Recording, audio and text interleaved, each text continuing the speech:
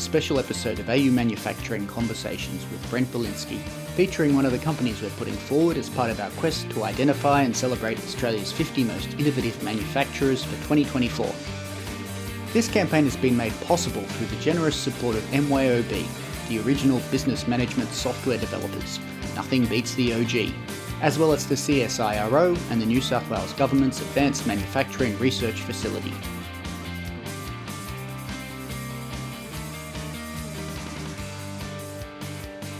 Lewis, good to have you on the program. Thanks for making the time to talk to us on AU Manufacturing Conversations. No worries. Thanks for having me. A pleasure. The first question for you is the standard opener, and that's how did you get here and what do you make? Yeah, so Bygen is a spin-out from the University of Adelaide. So it was founded by myself while I was a PhD student, along with one other PhD student and our supervisor in the chemical engineering department. We essentially have developed technology that we call low temperature activation, which is really a cheaper and more sustainable way to make a very common material called activated carbon, which is a high surface area material which is widely used in things like drinking water treatment and precious metal recovery. So we basically developed this process that we think is a lot better than the incumbent method and started a company about 4 years ago to commercialize it. Well, let's look at two of the things you've just mentioned then. First of all, the product of activated carbon. It's a whole bunch of black soot-looking stuff, but there's more going on than just that crude explanation there. Tell me about why it's interesting to you, as you've been spending quite a fair chunk of your life working on it, and presumably it's of interest. Tell me why that's so, and what is it for those who are unfamiliar? Yeah, so it's a funny one because everyone benefits from the existence of activated carbon in their daily life, but very few people have heard of it. It's been around for around about 100 years, and basically it looks like a black solid or black granules, but it's been made to contain a very high internal surface area. So 1 gram has at least 800 square meters of surface area. This comes from the presence of lots of small holes that are called pores, and essentially all of these pores make it act a little bit like a sponge, which is kind of a crude explanation of it. But chemicals or molecules travel inside the internal surface, the pores of the carbon, and they get physically trapped to that surface. So you can separate out contaminants from liquids and gases and do some work with solids as well. It's used extensively in water treatment like I use, so it gives us clean water. It's used in industrial processes to clean gases before they get emitted to the atmosphere. And a lot of the work we do is in sort of remediating polluted soils as well. So it's a really crucial material and very interesting, but we think it's an area ripe for innovation because it's been made the same way for a very long time. Right, and it's a fairly decent-sized and fast-growing market as well as all that. Yeah, lots of different estimates on the size.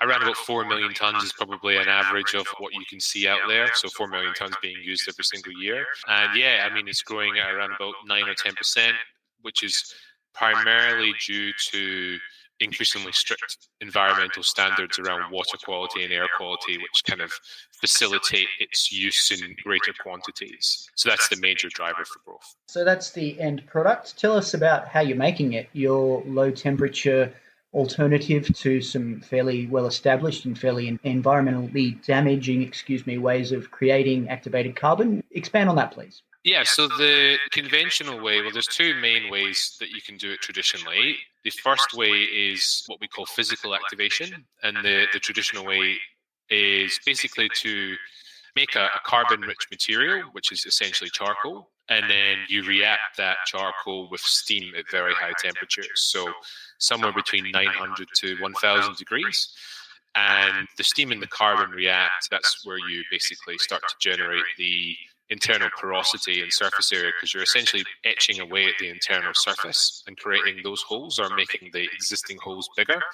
The other way you can do it is chemical activation, where you replace the steam with sort of strong acids or bases, but that's not very commonly used unless you want really, really high surface area, high value applications like energy storage. So we kind of targeted the physical activation method. Heating steam up to 1,000 degrees is a very energy intensive process. The chemistry of that reaction means that you require multiples of the mass of the carbon in steam, so you need a lot of it at the same time. And the only real way to get that heat source is to use additional fossil fuel heating. So we basically developed a method which we call low temperature activation, where we have a proprietary mixture of gases which are alternatives to steam. And the cool thing about our technology is that that process is actually self-sustaining. So while we make our activated carbon, the process generates its own heat source. So we completely eliminate the need for external heating, which saves massively on the operational costs, but it also has some capital cost advantages as well, because you don't need as thick sort of steel walls. You can use lower grades of steel, and you can reduce the amount of infrastructure because you don't need to generate that steam at the same time. So there's a few different advantages there. And one of them, I think you mentioned on your application, was something like, well, you were first of all sequestering carbon rather than emitting it, and that was up against emitting, I think, 18 tonnes of CO2 per tonne produced of activated carbon using the steam method. Yeah, correct. So the carbon intensity of the alternatives primarily depends on the feedstock that's being used. So the markets, well, the majority of the existing market is still coal-based activated carbon, in the sense that coal is the raw material being used to make it. If you look at a life cycle analysis of that process with the high temperature steam activation, it comes in around about 20 tons of CO2 for every ton of activated carbon that's produced. The second most popular material is coconut shell. The carbon intensity of that is reduced, but it's still quite a big net emitter, because you do need such high, the energy and fuel required to heat up the steam. So that comes in around about 14 or 15 tons of CO2 per ton of product. We're really eliminating the CO2 emissions because we, as I mentioned, have a self-sustaining process. So we don't need any external fuel during continuous operation. And by using renewable, sustainable feedstocks, we are actually able to sequester CO2 when we make our activated carbon. So we sequester around about 2 tons of CO2 for every ton of product that we make. So it's quite a big difference between us and the conventional technologies. Well, on the topic of feedstocks, tell me what you've been using so far and the sort of results produced. I guess it's probably not a simple thing at the chemical level, and characterizing these things is probably very involved. But for a layman, could you explain basically what's going in, what's coming out, and some of the results that's used? When we started the company, we looked at a lot of different materials, particularly what was available in Australia. And with time, and not only looking at the technology, but just looking at the business credentials and the logistics and things like that, we primarily work with wood and nutshells now. They're abundant, relatively low priced, and available in quite large quantities in centralized locations. So our business was never going to be setting up kind of mobile plants to look at waste in lots of different locations. It works better at scale, so that really lends itself to fixed or semi-fixed plants instead of mobile plants. So wood and nutshells really tick the boxes for us. If you're talking about the quality of the product that we make, in terms of industry standard testing, which is really primarily looking at the surface area in terms of how many square meters per gram, we've been able to get some results that are right up at the top end, sometimes exceeding some of the better products that are out there in the market right now. We also do, for some of our main target markets, very specific testing. So we'll literally, rather than just use the industry standard QA/QC, we'll run trials for a particular contaminant and measure the absorption capacity for our carbons to kind of give even more credence to the efficacy of the product. Because there is a bit of a disconnect sometimes between the way that the industry does the standard QA/QC metrics and actually what the result is for a specific contaminant. That might be because it has an irregular shape, or it has a lot of charges on the molecule, which means that it behaves differently to other molecules. So we do endeavor for the main target markets to actually do specific testing, and we've had some really good results in drinking water treatment as well as in PFAS remediation as well. Right. It's a good segue to PFAS, which is a term that people are hearing more and more. You know, you look at PFAS and you think, oh, what's this thing? And it turns out it's a long list of things. It's quite a broad family of chemicals. And tell me about the issue of PFAS. What is it, and why have people, governments and companies started to care about it so much over the last few years? so like you said, it's a family of chemicals. We sort of, as well as the industry, separate them into what we call short-chain PFAS species and long-chain PFAS species. The origins of PFAS in sort of everyday use has been in things like non-stick pans. So the chemical itself has a lot of unique properties, like it repels water and oil and makes it good. So Teflon is a sort of type of PFAS. But that did branch out into like a lot of other applications, like firefighting foams in clothing, packaging. What's happened is it's been used extensively around the world, and there's been suspicions for a long time. That would probably be an entire podcast by itself, but a lot more evidence coming out that particularly the long-chain PFAS species are harmful to humans, particularly because they're called forever chemicals, so they don't actually naturally break down. So if they get into the human body, it takes a very, very long time for them to actually be excreted, and that can have implications on the body's health. So there's now a bit of a race on to remediate contaminated sites. Some of the worst contaminated sites are around military bases and airports because of the firefighting foams in particular. But you can find it everywhere in the world, unfortunately, these days. So we look at both contaminated soils and water, and we're working with our partners to supply the activated carbon, which is one of the most common ways of actually absorbing it from contaminated waters and soils. We'd like to take another moment now to acknowledge our sponsors, MYOB, as well as the CSIRO and the New South Wales Government's Advanced Manufacturing Research Facility. There would be no 50 Most Innovative without these guys. Thanks again for making this campaign possible. And activated carbon, you mentioned earlier that there are estimates around the actual size of the market, though it's in the billions of dollars and growing quite rapidly. Is a lot of that made up of remediation work of the kind you're looking to do? I don't have access to any reports that really quantify how fast that market is growing, because the PFAS remediation market is made up of a bunch of subsectors. It's not just carbon by itself, although it is a very crucial part of it. Our experience, as well as the experience of our partners, is a fast-growing market. Some of the numbers we've been hearing is it's kind of doubling each year. That's particularly, there's been some news coming out of the US recently where they're starting to mandate minimum PFAS levels in drinking water down to the parts per trillion. So all of this legislation that I was talking about earlier is really facilitating growth in the activated carbon market. So there absolutely is quite a significant increase in the demand for it. So interest from customers so far, I'd like to know where that's come from, and if part of your business model involves charging a disposal fee, sometimes recycling and similar type companies do that. What does it look like? Yeah, so we're a little bit different to traditional activated carbon companies in that our business model is actually primarily licensing our technology to the companies that produce the feedstock that we use. So the business of kind of build, own, operating activated carbon plants is a very expensive one. And, we acknowledge the capital constraints that we're under. So we looked at more innovative business models.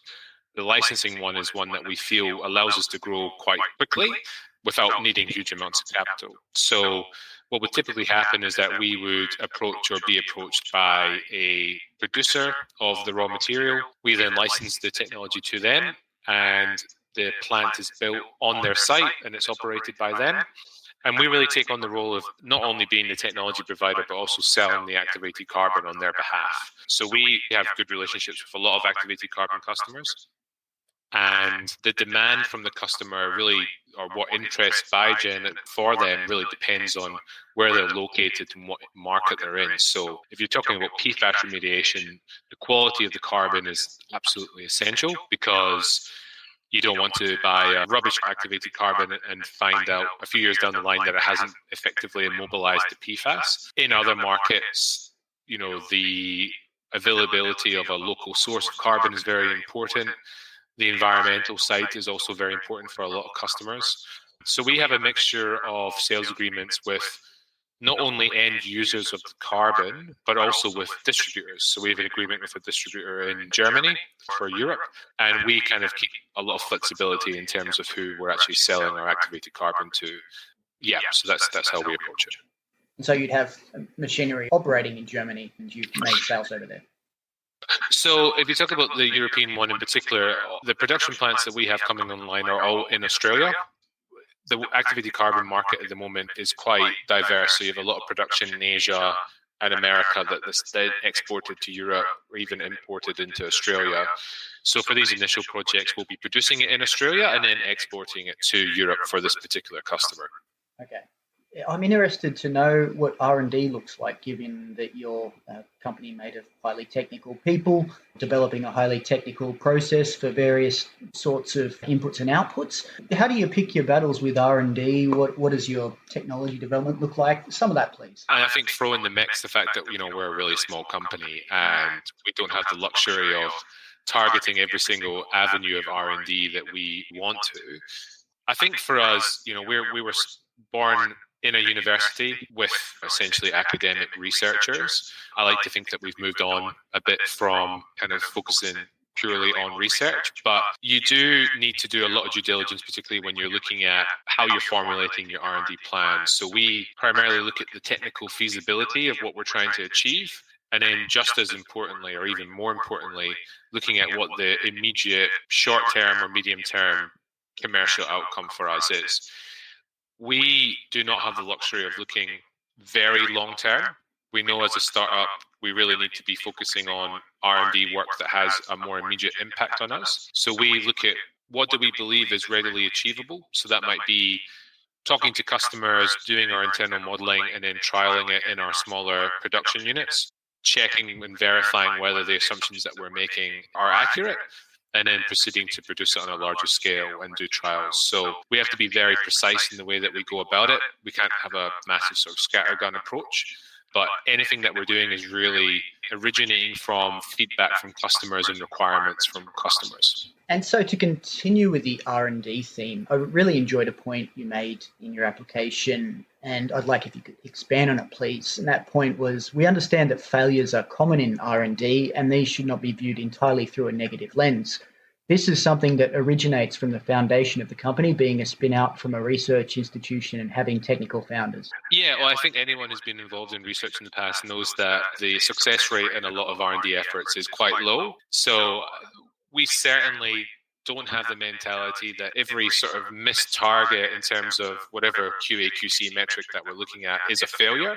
Many, many times we've looked at doing one specific area of research and then found a few months later, actually, where we might not have originally thought that was a great result, but this new area that we're looking into, we can take the learnings from this previous work that we may have discounted and actually apply that in this new area. So anything that we've done, even if it's not given us exactly the result that we want straight off the bat, that is a really key learning. It helps us test our assumptions in terms of how we think the product behaves.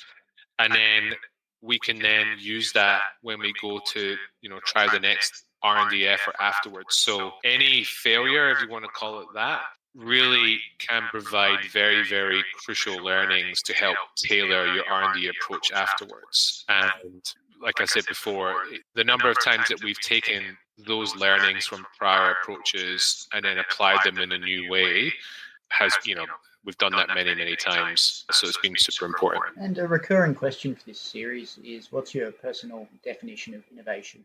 Well, I think innovation is about risk, personally. I think it's about looking at either solving an existing problem. So if you talk about, for us, we work in the area of material science.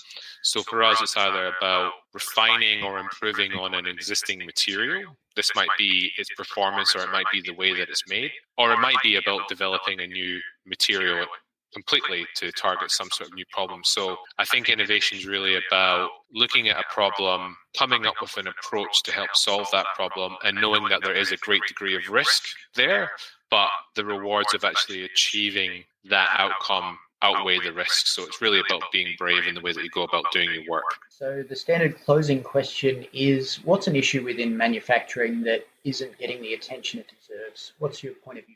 I can talk about something that's really specific to us. So the nature of what we do is we set up production plants in fairly remote locations. It's just the nature of our business and our technology that where the sites are located is where these large quantities of agricultural or forestry wastes are located. So therefore, it means they're quite remote sites. One of the things we're learning as we grow is the difficulty in sourcing skilled labor in remote locations is one that we will absolutely need to make core as part of our strategy moving forward. It's something that you don't really appreciate when you come out of, a university research background, but that's something that we are becoming acutely aware of, and something that seems to be quite a big problem. And talking to our partners who produce the waste, it's a big problem for them as well. So I guess access to skilled labor in these sort of difficult remote locations is quite a big thing that might not be immediately apparent to anyone outside the industry.